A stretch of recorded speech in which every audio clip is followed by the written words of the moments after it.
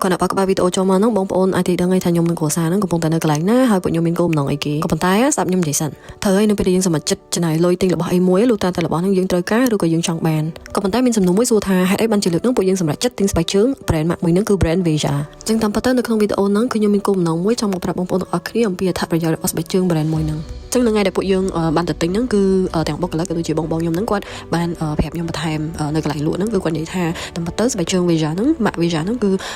មានភាពពិសេសមួយមិនមែនត្រឹមតែគេផ្ដោតទៅលើភាពស្រស់ស្អាត colorful ឬក៏គុណភាពស្បែកជើងឯងប៉ុន្តែជា brand មួយដែលមានការគិតគូរទៅដល់បរិស្ថានឧទាហរណ៍គេប្រើកប្បាស organic មកពីប្រទេសប្រេស៊ីលហើយនិងប៉េរូសម្រាប់ធ្វើកណាត់ម៉ាសាកណាត់ស្បែកជើងហើយនិងខ្សែស្បែកជើងចំណែកឯបាតស្បែកជើងវិញគឺគេប្រើកស៊ូធម្មជាតិពីព្រៃ Amazon ហើយអ្វីដែលខ្ញុំចូលចិត្តបំផុតហ្នឹងគឺរោងចក្រដែលផលិតស្បែកជើងមួយហ្នឹងគឺគេព្យាយាមប្រើសម្ភារៈកែច្នៃឡើងវិញឧទាហរណ៍ដូចជាស្បែកជើងចាស់ឬក៏សាច់កណាត់ដែលផលិតពីផ្លាស្ទិកកែច្នៃឬក៏សម្ភារៈដែលមានជាតិ polyester អញ្ចឹងទៅនឹងជាចំណុចមួយដែល